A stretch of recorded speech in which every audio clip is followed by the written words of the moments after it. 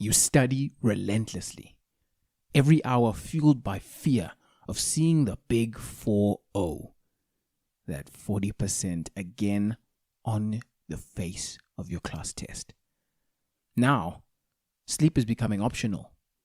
Meals are becoming forgotten. One day, your mind just stops. Burnout silently arrives and steals the show and your drive. How do you recover when your greatest strength, your determination, starts to break you? We are joined once again by none other than Naairah Motala, CASA, Chief Operating Officer and Director at Ascension Capital Partners, a majority Black-owned private equity fund manager headquartered in Pretoria. We discussed this time round how you can avoid the infamous burnout and make sure that you can last through your accounting journey. We also chat about the value that investors bring other than money, proprietary deal flow and networking in private equity, value creation versus value capture, the scale of sacrifice and meaning, sleep's importance for your productivity and learning, and more. Once again, I hope you enjoy. What's up, my travelers on the road?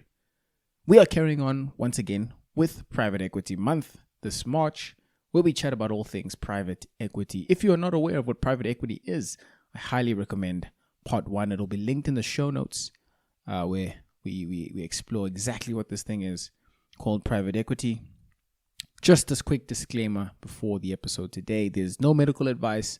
We do chat about a few things that could potentially help you along your journey, but by no means are these any type of advice. They are simply just our explorations of health-related topics and how we approach our lives. With that, please do check out part 1 and on to part 2. The idea of smart money versus dumb money.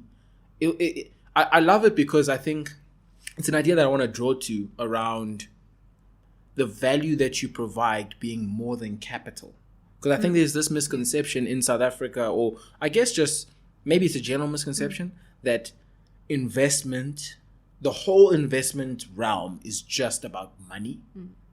What would you say is, if you could condense it down, the value that you provide? I think money is one aspect, but I think your choice of partner, it can determine a lot. It can be the same amount of money, eh? It can be, in fact, it could be more money in the one. Like, I'm sure there's shows like Dragon's Den and what's the Shark Tank and stuff, where the investors are like trying to, if there's a good opportunity, they're trying to convince the entrepreneur why they should partner with them. Because it's more than money. So like part of that is, networks. What is the breadth of your networks? Your, networks is incredibly valuable in what you bring. What is your expertise? What is, it comes down to the team that you're partnering with. What are, your capabilities? Like, how driven are you? It comes down to the softer things. Like, what value can this partner add? People. What access do they have to the right knowledge, skills? What skills do they bring? What can propel a business further? It gets into this idea that you're going to explain again as the expert. This is not financial advice, by the way. We need to add that disclaimer. By the way, proprietary deal flow. What is that?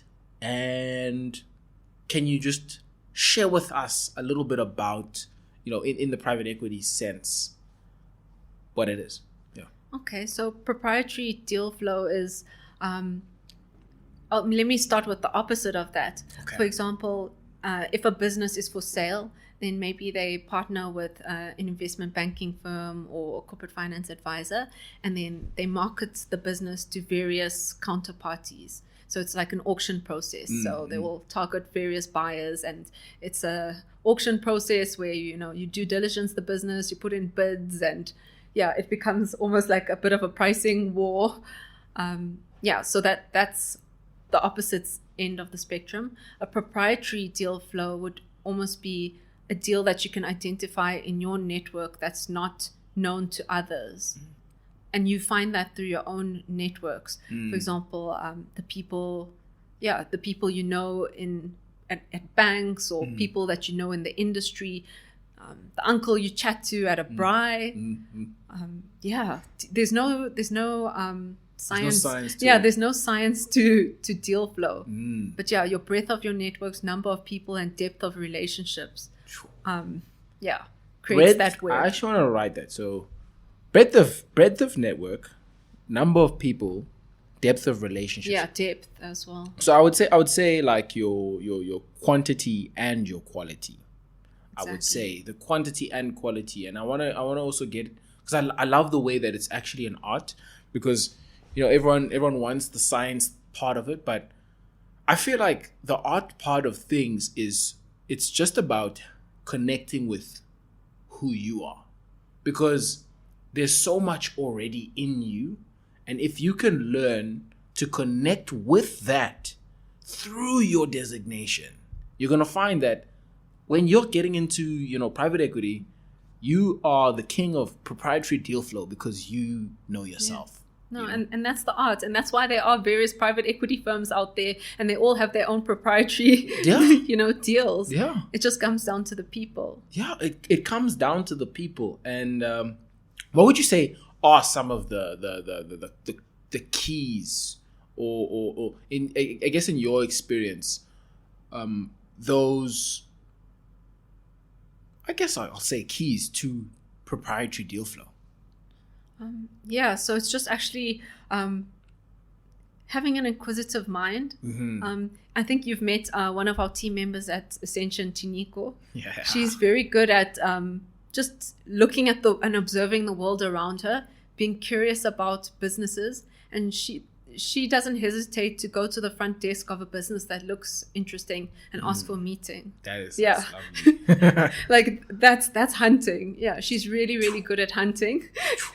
There's no limit. And I think you and I had a conversation earlier about, you were mentioning, look at the fire hydrant on the wall and be like, no, there must be some company or business that's involved, or look at, you can look at the world around you, and it's just being curious and just hunting, and also just connecting with your network.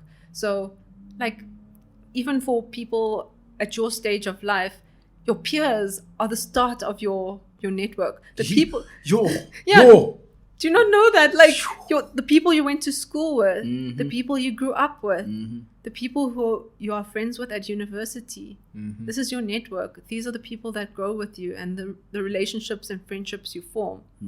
That's how it all starts. I think it's because networks it's a little bit of an icky word. It is. It's like it sort of feels like you're objectifying the people, but let's take the stigma away, because a network is literally someone you know. It's someone you know. And I love that you said quality as well, because it's also the people you know well and that you like. Exactly. You can go to a conference and meet 100 people or 200 people that day, and if you just you just said hi and you didn't really get into any connection with that person, they're going to forget you, and you're not actually that important in their life. But there's a very interesting sort of perspective that I've been thinking about. The saying, it's not about what you know, it's about who you know. It's a networking saying, I guess. But I think there's something missing around that, like a whole other side to it. Yes, it's not about what you know, it's about who you know, but also, and I'm finding increasingly, it's also about who knows you. Because the value of those people that are, even if they're shallow sort of connections in your network, it's actually multiplied by the value of the people that know you. Firstly, if let's say you are famous, for an example, you're a celebrity, firstly, you've already got the subscriber or the follower clout that says this person is verified. There's a verification on Instagram, for an example. But even beyond that, there's also further associations. So now this gets into brand, where if you are wanting to be, let's say for an example, you want to become the face of sports in Africa. Now, if you make sure that, or rather, if you know this guy who is, if you know Lionel, let me think of an African footballer. If you know Sadio Mane, who's at Liverpool, and you guys go for coffee every week, you are immediately going to become that person that you want to become. And additionally, obviously, as I've already mentioned, other people will trust you more because Sadio Mane. I trust Sadio Mane. I'm going to trust you too. Yeah. Another example is, for example, your podcast, where I feel like listening to people's podcasts, you feel it's like a one-sided kind of relationship, but you kind of get a sense of who that person is without the other person knowing you. There's a sense of familiarity. So if someone who listened to your podcast met you for the first time, you're not starting from a blank canvas. There's that extra, depth of familiarity, which then you've already moved further along in your relationship by virtue of that. Do you know how powerful that is, though? Like, now that I'm thinking about it, so for an example, I prepare for most meetings that I'll enter. Like the one that we just had now, like I prepared, I make sure to research the people in the room. That was my way of sort of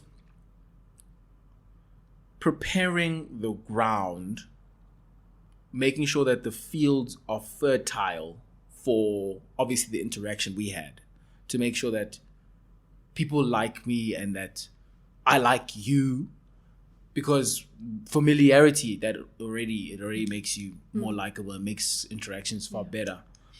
But when someone knows you, that's also a form of fertilizing the fields. Yeah, no, and you're actually making me think of that, because initially I was just thinking of it as, the old-fashioned, relationship building. But you've got a very, very valid point, and I don't think we use it enough. I don't think businesses use it enough. Just to put ourselves out there a bit more, that yes, you might not have relationships with like that many people, but if you put yourself out there on various platforms, they get to know you and build familiarity. And when you eventually meet that person, you're not starting from scratch. Yeah. You've got this, you've got something to work with. You've already made progress without knowing it. Yeah. Okay? But I think it really comes down to, Naairah, short-term versus long-term incentive. I think a lot of the problems we have can be boiled down to choosing the short-term goal.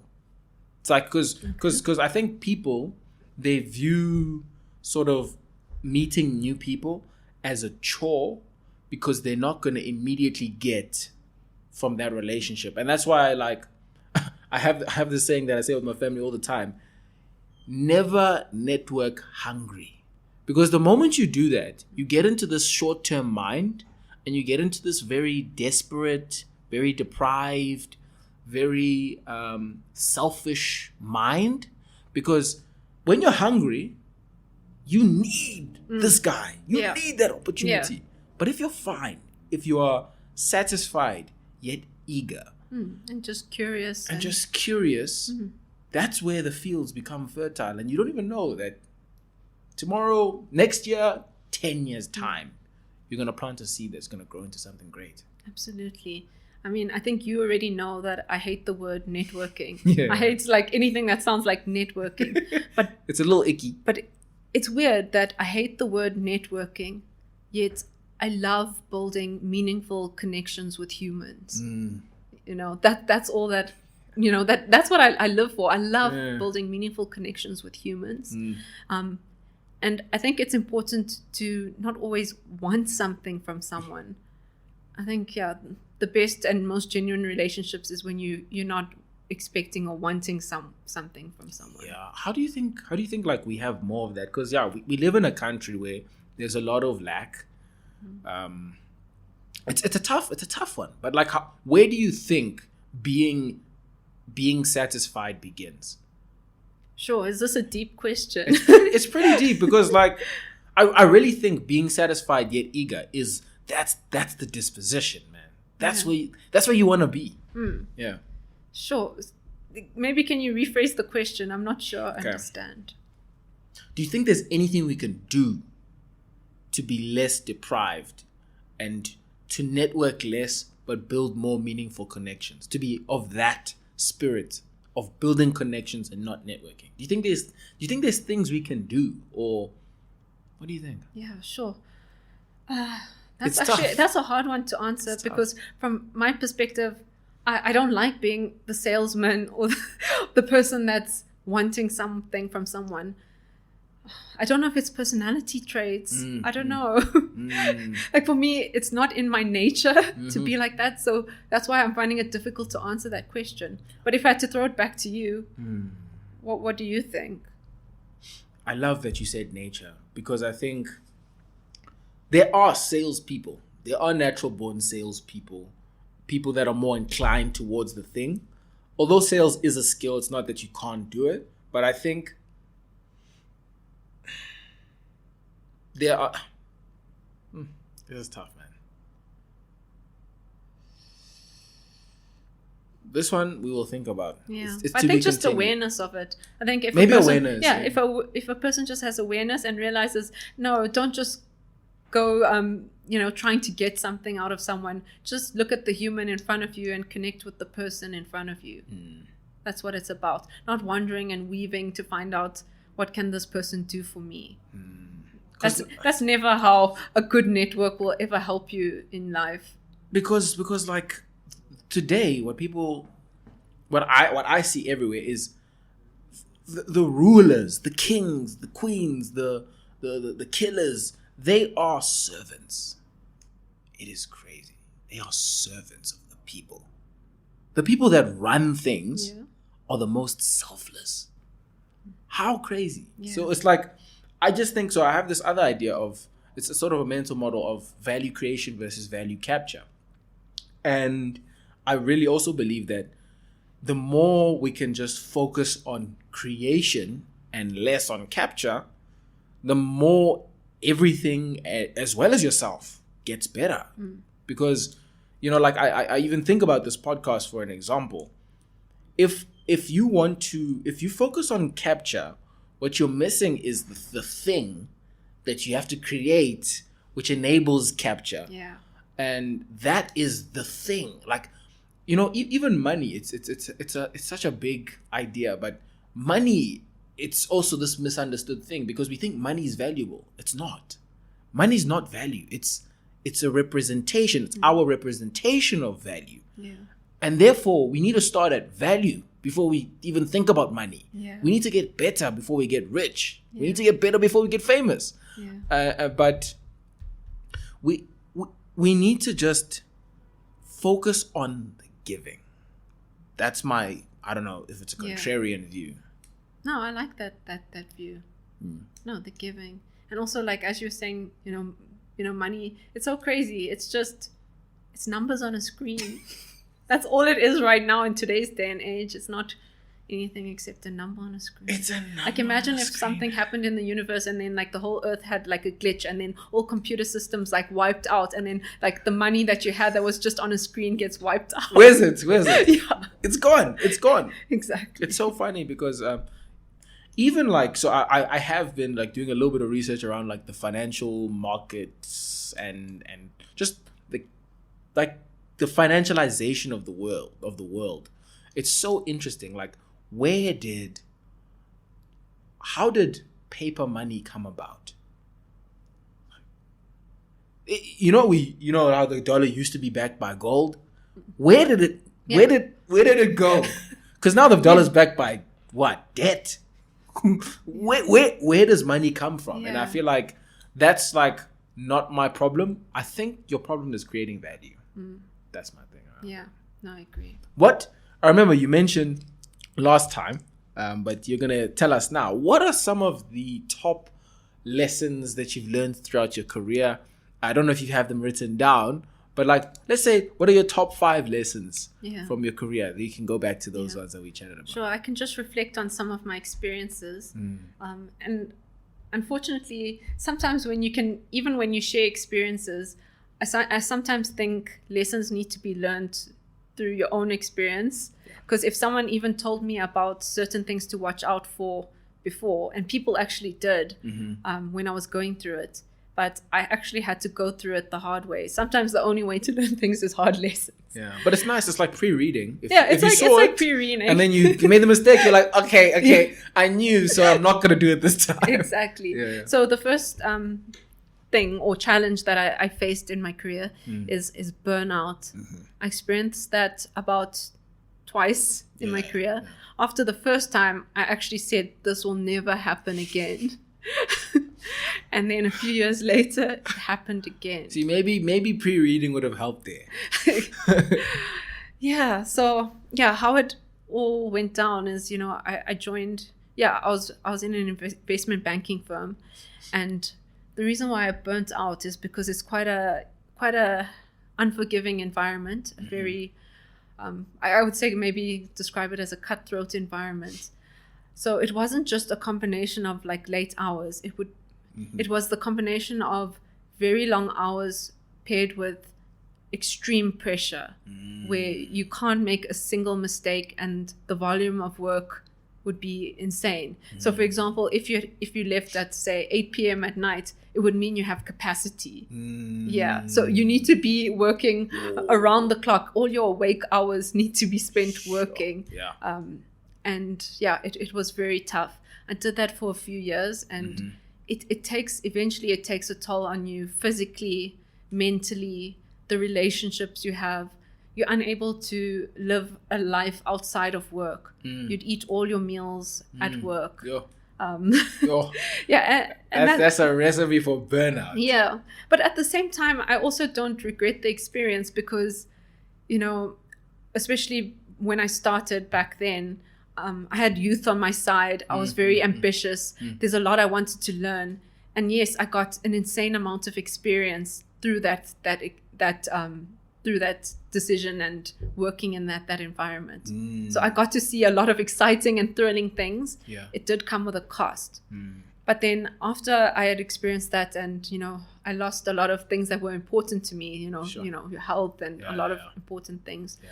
I knew that I didn't want that to happen again. And unfortunately, then I found myself in a career and an environment where it was happening again. And then I actually realized, no, I need to take responsibility for this. It's not just happening to me. I also have, a certain, a hand in this. Why am I doing this? Yeah. A lot of it, I think, I've always been trying to prove myself. I think also when you're young, it's natural. It's natural. Yeah. You always want to be doing challenging things and proving yourself, to the world, for someone to acknowledge you that you're good. And after the second time, after it happened again, okay, I'm done. Yeah, I actually learned, that it's actually part of it could be what's in my control. Even after that point, I even thought I should exit this industry. Sure.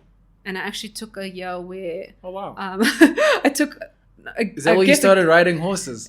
I didn't start riding horses, but I did it full time. Okay. I became a student at the South African Lipizzanas. Oh wow. It's an NPO. Oh wow. It's basically the ballet of the white stallions. So I did that student program where I got my equestrian qualifications. I qualified as a rider. We did public performances weekly. And that came, that was a beautiful experience. I do recommend, everyone in their life and, to take a step away from what you do as your job. Ride a horse, man. Yeah, just live your passion for some time. Take a step away. And after that year, I learned a lot. It was a very difficult year. So it was difficult in other ways. Like it was difficult because I was fearing for my life. We're working with stallions. Things are dangerous. People are falling.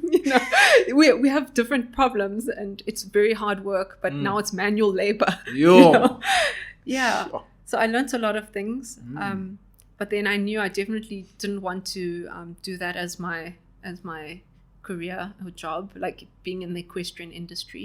I'd rather keep that as a hobby and a passion. And then I found myself coming back into the industry. But I came with a different perspective. I knew a bit better what I wanted and what I was looking for. And coming to the Ascension team, it was, the people made the biggest difference. The team that I'm working with are incredible. Like our CEO, Kabelo Moja, what a leader.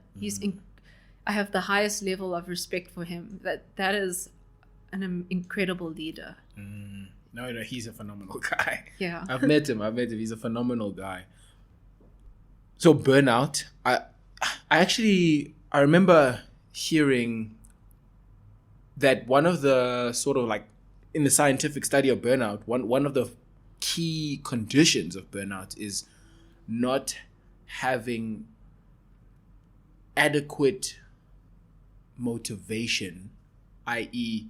not being intrinsically motivated by the thing that you're doing. So it's when there isn't equal meaning to the amount of sacrifice that you are giving.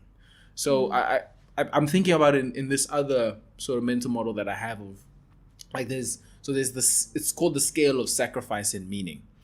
Basically, if you can just picture these scales, right? So on the one side you have meaning, say on the right side, guys, for all those listeners out there, and on the left side you have sacrifice. So in this instance, you have what's called futility, i.e. that feeling of emptiness, that feeling of nothingness. That is where, on the right side, meaning, it's very high. And on the left side, sacrifice is very low, i.e. there's very little meaning and there's loads of sacrifice, or there's not enough. And in that case, it's when you are working for something that doesn't mean a lot to you, that is one of the preconditions for burnout. And the other side is cognitive dissonance. The equal side is eudaimonia, but maybe this is a topic for another day. But that scale is how I think of it. What would you say? Like, would you say that was one of the things that you were giving so much and there wasn't sort of the requisite recognition, the requisite satisfaction or meaning behind it, or was it just simple I wouldn't physical? say that. Like if I could have managed, I would have stayed and continued. Okay. It's just the cost of it was too great. There was nothing that, once your mental health, your physical health and everything in your life takes a toll, is anything worth it in the long term? Is there anything? So anything that can give you the ultimate meaning, but that costs you your well-being, would that ever make sense? That's a good question. Yeah, you can do it for the short term, but long term, it's not a deal you'd want to enter into. But I mean, like, wouldn't Jeff Bezos do that for Amazon? I don't know, Yeah, but for not me. Don't get me wrong, Yeah. not me. Yeah, you just have, I guess, it's very personal. Yeah, it's very personal. And what I may decide might not be what another person decides. Yeah, and maybe for it sure. is a fair deal for someone else. But me personally, it wasn't. It wasn't a deal that was going to work. And then I think after I experienced burnout the second time, and then also had a step away where I got to just leave the environment, which was very essential. I needed to experience just stepping away from everything, and live a different life. That was a different life. Yeah, I lived a different life, Yeah. like literally from an office job to like manual labor. Yeah. And yeah, coming back, I was a lot clearer on what I was and not willing to compromise on. And that's why now, I'm maybe moving on to the next lesson that I've learned is the value of physical and mental health. Oof. Yeah, I've become quite obsessed about it. And I can't emphasize this enough. I think you also a firm believer of it, but Yeah. there's certain, foundations that are essential, that are part, to live your best life. Yeah, to enjoy it. Yeah. Yeah. And one is sufficient sleep. Mm-hmm. Second, I don't know if you choose nutrition or exercise, but I think sometimes exercise informs nutrition. So then I'd say exercise. Yeah. And then, nutrition and having social relations in your life. Those are key ingredients, to be well. I love that you put sleep is actually the bedrock. It's the foundation. Excuse the pun. It's the bedrock. But like students don't sleep, Naairah. Yeah. Students don't sleep. They don't. And it is scary. Yeah. Like, how are you going to pass? Yeah. In fact, I take that back. How are you going to be valuable without consolidated, clear thinking? Yeah. Because sleep, that's what clear thinking requires. Yep. And that's where all your memory gets consolidated. Everything you've learned in the day happens, in deep sleep, in REM, all of that. There's a lot of science that, guys, go search up. Do you know Andrew Huberman? Yes, I love Goodness Huberman Lab. gracious. Oh, Yeah. his podcast is amazing. Search up Andrew Huberman. Andrew Huberman. This is not sponsored, by the way. Search up that name and then search up sleep. I promise you, it might just change your life, because I think a lot of it is just not understanding. Yeah. Like, we just don't know. Exactly. We don't. You just think you want to be most productive. You've got this number of hours of in your day. And then if you just spend more hours studying, you'll be more successful and be more efficient, when it's not the case. Because by sacrificing on sleep, you're reducing the productivity of your awake hours. Yeah. And I think I even want to go back to what you mentioned about when you came to Ascension, you came to a great place of a great company of people. That's also another really big thing. There was this interesting pie chart that I saw, which was what success is. So this is what we think on this side. We have what we think success is. And in the middle of this pie chart, it says hard work. And we're like, we think the harder you work, the more likely you are to succeed. That's all it is. But then there's the other side, which is what success really is. It's 25%, so a quarter hard work.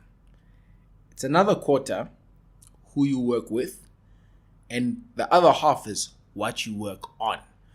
And like, just understanding that there is even more than just the hard work. There's also, in terms of mental health, like, who are the people that are with you in this journey? Because that's such an important but overlooked thing in like a student's journey. Like, you don't think studies is about people. No. And then when you start working, you realize you spend more time with your work colleagues than anyone else in your life. In your life. Yes. More than your family, anyone, your friends. You do not. Your will partner, not. your spouse, No. this. No. You will spend most of your time with your colleagues. Imagine if you don't like your colleagues. Yeah. That's just Goodness a miserable gracious. life. It's a miserable life. Yeah. What would you choose? Working a job that's boring with awesome people, or like an amazing job with like terrible people? That's an interesting one, because if it's an amazing job, I don't think it has bad people. I think okay, then let me just turn it around. Would you earn less working with better people, that's a better one. or earn a truckload more money working with the worst people ever? Yeah, that is a good one.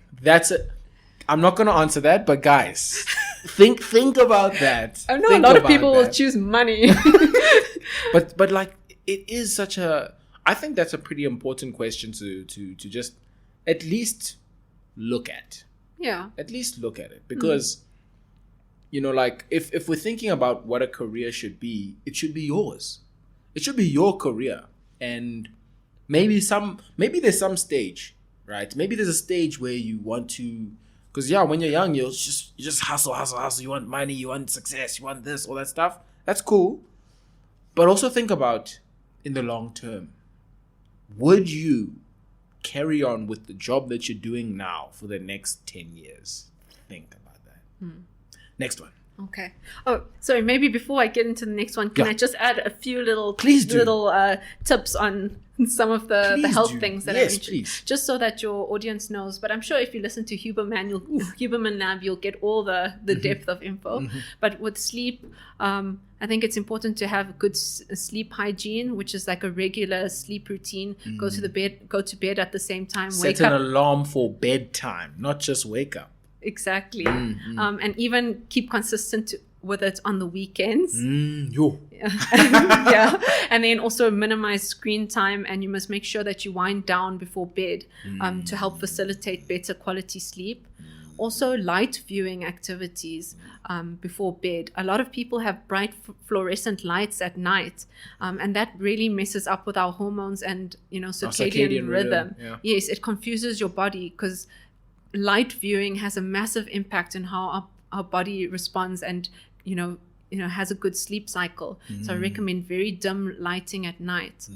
And obviously no caffeine. Wait, that's not an obvious thing, Naairah. What, no caffeine? I would say after 12. I think like caffeine has a very long 12 p.m. ne? Well, I don't know. It depends how sensitive you are to caffeine. Also, but like literally the other day, Naairah, like I had someone else over for the podcast, and I always offer when I have people over for recordings, like, you want some water, coffee, tea? Just obviously, like I mentioned coffee, like I sort of just mentioned it as just to be polite, just to offer. And he was like, I think it was about 6:00 in the evening. He's like, I'll have a coffee. And I'm like, are you sure? I'm going to the kitchen. No, look, have whatever you have. But clearly, people are having coffee just before bed. I know, but if I was the person, I don't think I could allow someone to have coffee. I feel like I'll be like a mom and be like, sorry, no, that's not good for you. Look, it's not me. Okay, the people have the info, and then like on a nutritional perspective, something that's quite important is a lot of people during like you're more alert during the morning hours, and then. A lot of people may experience like a post-lunch slump or the itis. My colleague Lelo, my colleague Lelo, she actually introduced me to the term the itis, which is that experience after lunch, that wanting to fall asleep. And just to let people know that a lot can be as a result of your diet and what you're actually eating that can cause like a glucose spike and drop.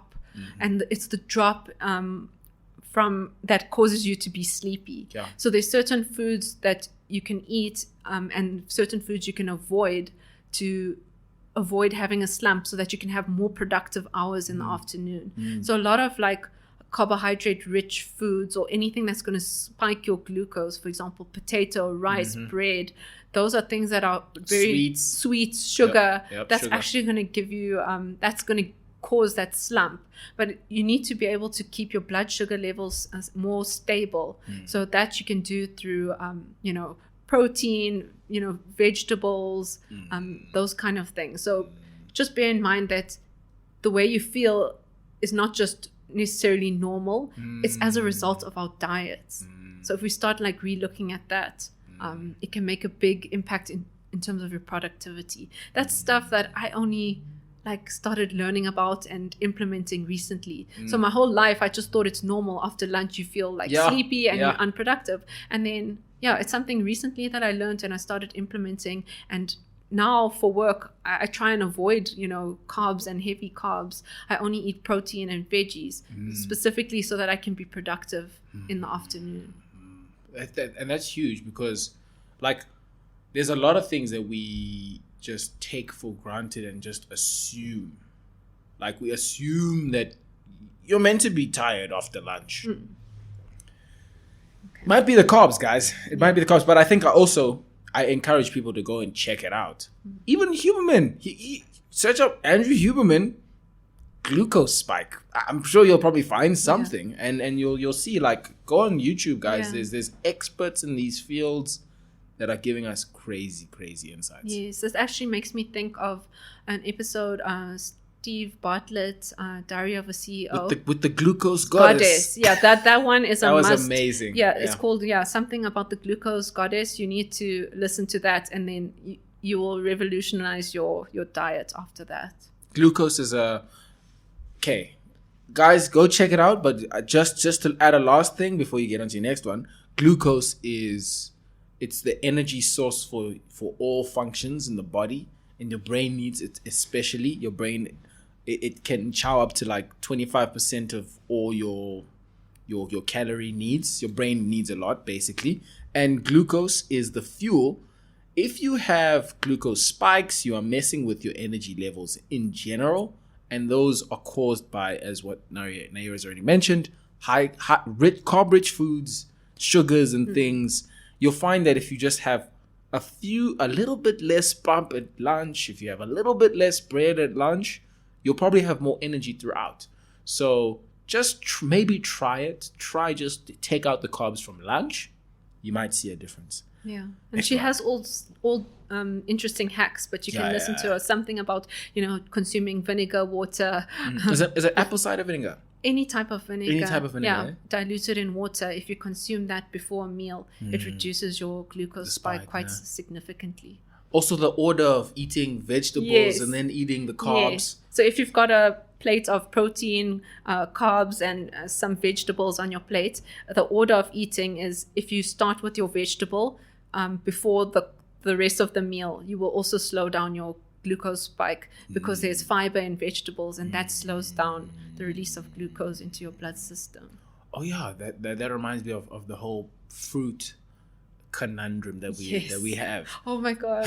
After I listened to that, I said I won't drink fruit juice again. Yeah, rather fruits than fruit juice. Rather whole fruits, because the problem with the fruit juice is there's no fiber that blocks the glucose from going straight into your blood. But yeah, we're getting a bit technical into that. Now we're just going onto this health topic. But I think you can tell I'm very interested and obsessed about health and wellness. Important. It's really important. Yeah. But yeah, there's so many things out there that can improve everyone's life, everyone's productivity. But yeah, let's move on. The other thing that I've experienced is to be continued in part 3. See you next week.